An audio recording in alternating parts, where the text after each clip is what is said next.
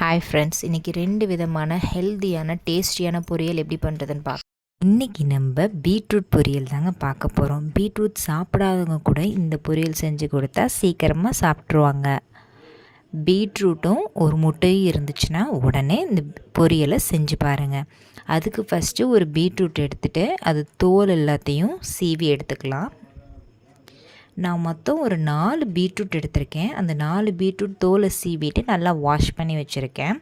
அதை சின்ன சின்ன பீசஸாக இந்த மாதிரி கட் பண்ணி வச்சுருக்கேன். உங்களால் எவ்வளோ சின்ன பீசஸ் சாப் பண்ண முடியுமோ சாப் பண்ணிக்கோங்க. ஒரு மிக்ஸி ஜாரில் 2 வரமிளகாய், ஒரு மூடி தேங்காய், அதாவது தேங்காயில் பாதி, மஞ்சத்தூள் 1 டீஸ்பூன், கருவேப்பில்லை, இதை போட்டு நல்லா கொரன்னு அரைச்சிக்கணும். ரொம்ப நைஸாகவும் அரைக்கக்கூடாது. லைட்டாக தண்ணி ஊற்றி கொரன்னு அரைச்சிக்கணும். இப்போ நம்ம சாப் பண்ணி வச்சுருந்த பீட்ரூட்டை ஒரு பவுலில் போட்டு நம்ம ஏற்கனவே ரெடி பண்ணி வச்சுருந்த பேஸ்ட்டையும் இதில் ஆட் பண்ணிக்கலாம். இதில் ஆட் பண்ணதுக்கப்புறம் வெங்காயம் சின்ன சின்ன சாப் பண்ணி வச்சுருக்கான், அதையும் ஆட் பண்ணிக்கலாம். 1 டீஸ்பூன் பெப்பர், 1 டீஸ்பூன் சால்ட், இது எல்லாத்தையும் போட்டு நல்லா மிக்ஸ் பண்ணிக்கலாம். மிக்ஸ் பண்ணி வச்சதுக்கப்புறம் ஒரு பேனில் 1 டேபிள் ஸ்பூன் ஆயில் ஊற்றிட்டு 1 டீஸ்பூன் கடுகு, 1 டீஸ்பூன் உளுந்தம்பருப்பு, கருவேப்பில்லை, இதெல்லாம் நல்லா பொரியட்டும். ஏற்கனவே நம்ம பெப்பர், ஏற்கனவே 2 வரமிளகாய் ஆட் பண்ணியிருக்கோம். ஸோ ஒரே ஒரு வரமிளகாய் உங்களுக்கு தகுந்தாப்பில் நீங்கள் காரம் அட்ஜஸ்ட் பண்ணிக்கோங்க. நம்ம ரெடி பண்ணி வச்சுருந்த மிக்சரையும் போட்டு நல்லா மிக்ஸ் பண்ணிக்கலாம். இது நல்லா ஓரளவு மிக்ஸ் பண்ணதுக்கப்புறம் இந்த பீட்ரூட் சீக்கிரமாக வேகிறதுக்காக லைட்டாக தண்ணி ஊற்றிக்கலாம்.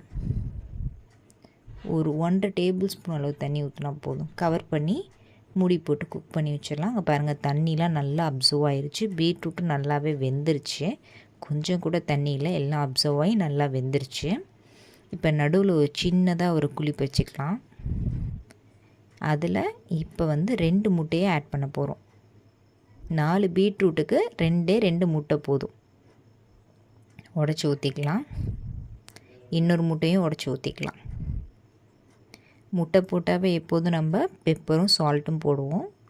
பெப்பர் ஆட் பண்ணிக்கலாம், சால்ட்டும் ஆட் பண்ணிக்கலாம்.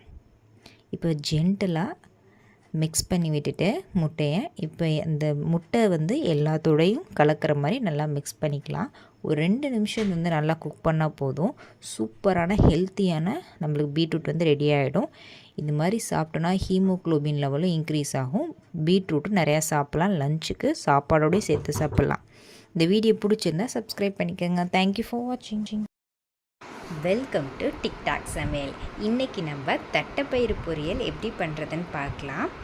அதுக்கு வெங்காயம், கருவேப்பிலை, பச்சை மிளகாய், 4-5 இடித்த பூண்டு, கொத்தமல்லி, தேங்காய் மட்டும்தான் தேவைப்படும்.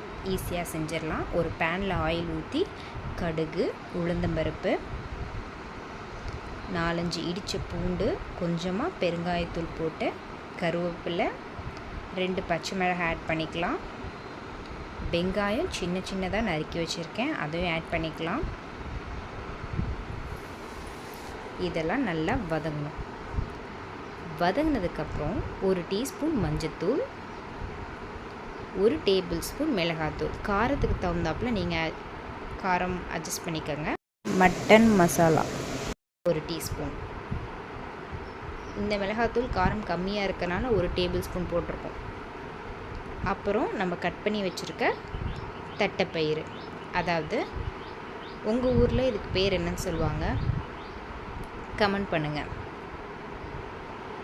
காராமணின்னு சில ஊரில் சொல்லுவாங்க, சில ஊரில் தட்டைக்காய் சொல்லுவாங்க, சில பேர் தட்டைப்பயிறு சொல்லுவாங்க. இதுக்கு தேவையான அளவு உப்பு சேர்த்துக்கலாம். அரிசி தண்ணி சேர்த்துக்கலாம்.